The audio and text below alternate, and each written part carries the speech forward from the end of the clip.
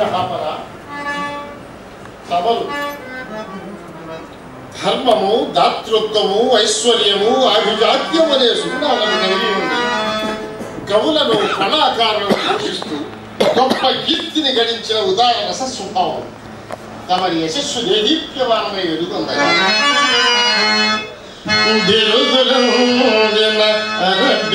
కవీశులవాణి ప్రసవించే మధుర కావ్య శ్రవంతి విఖ్యాతమైన జాబిలి పతాక ఛాయ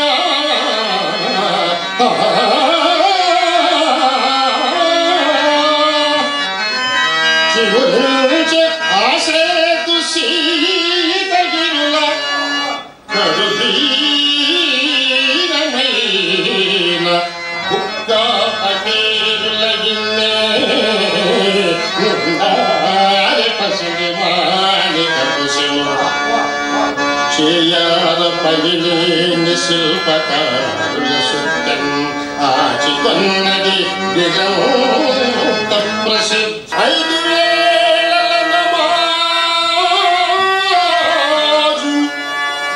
భోగపరమైన అరబీయ నాగరికత మౌడు పూలారు గాయని ముమ్మరించే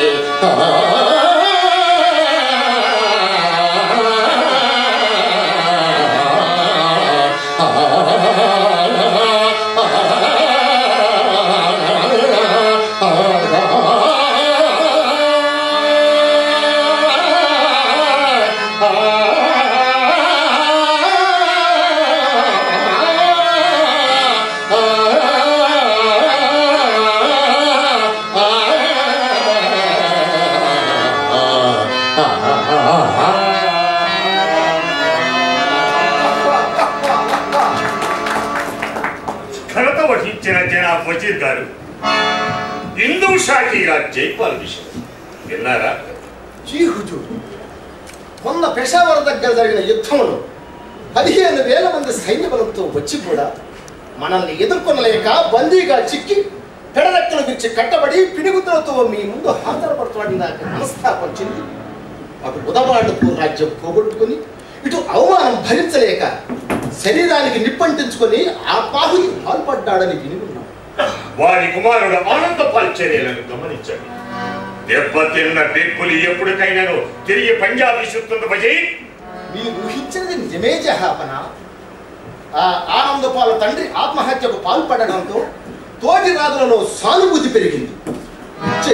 గ్వాలియర్, కలింజర్, కానూజ్, ఢిల్లీ, అజ్మీర్ రాజులు తమ తమ మద్దతును ప్రకటించారు. అంతేకాదు అరివీర భయంకరులైన కోకల జాతి వారు కూడా వారితో చేతులు కలిపి యుద్ధానికై పిల్లురుతున్నారని వేగుల సమాచారం. అలాగా?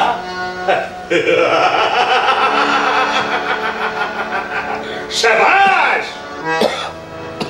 ఈ జరగబోయే యుద్ధం హిందూ రాజులకు గుణపాఠం కావాలి. పటిష్టమైన నా యుద్ధ వ్యూహానికి తిరుగుండదని మీకు తెలుసు. మీ బుద్ధి కౌశలం, తాంత్రిక శక్తి నిరుపమానం. రాజనీతిజ్ఞులకుండే దూరదృష్టి, మతబోధకులకుండే గాఢ విశ్వాసము, పరిపాలకులకుండు విపుల కార్య నిర్వహణ దక్షత, వీరవల్లుకుండు అశేష ధైర్యస్థైర్యములు మీ సొంతం అని మేమంతా అనుకుంటుంటాం. ఏం కాదంటారా? రాజైన వాడు వెనకకు గుంజే వారిని గుంజనీయకుండా, ముందుకు లాగే వారిని లాగనీయకుండా సంస్థాయిలో కార్యాన్ని సాధించాలి. శ్రమ ఎరుగక తన లక్ష్యం కోసం పాటుపడాలి అన్నట్టు నా లక్ష్యం గుర్తుంది కదూ? ఏకేం హుజూర్, మధ్యాసియాలో మన గజనీ రాజ్యం ప్రపంచ దేశాలకు దీటుగా అభివృద్ధి చెందాలి. అవును, మన గజనీ రాజ్యం ప్రపంచ దేశాలకు దీటుగా అభివృద్ధి చెందాలి. ప్రపంచ దేశాలకు దీటుగా అభివృద్ధి చెందాలి. ఈ కార్యం విజయవంతం కావటానికి అపరిమితమైన ధన సంపదలు కావాలి. మన పొరుగున ఉన్న హిందూ దేశం సిరి సంపదలతో తొలదూరుతుంది. రాజ్యం వీరభోజ్యం అనే ప్రధాన సూత్రానికి కట్టుబడి హిందూ రాజులను జయిస్తున్నారు. వారికి ద్వితీయ రక్షణ శ్రేణులుగా ఉపయోగపడుతున్న దేవాలయాలను కూలుస్తున్నారు. వారి సంపదను కొల్లగొడుతున్నారు. ఆ సంపదతో మన రాజ్యంలో గొప్ప గొప్ప గ్రంథాలయాలు, విశ్వవిద్యాలయాలు, మసీదులు, రాజభవనాలు, వంతెనలు నిర్మించాలి.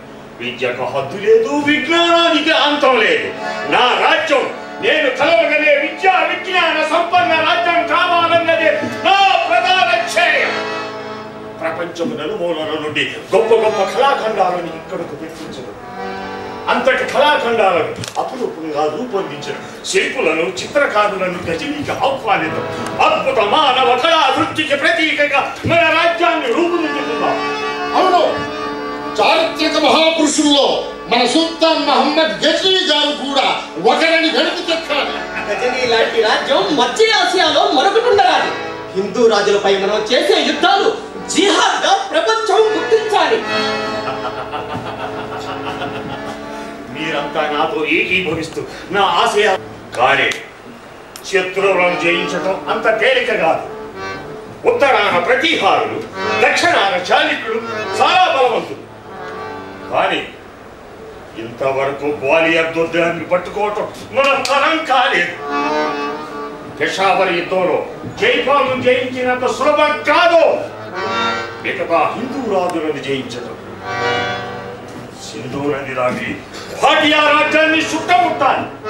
ముల్తాన్ పదేహులను కొట్టు పెట్టాలి. రసపుత్ర సైన్యాలను నిలువరించాలి.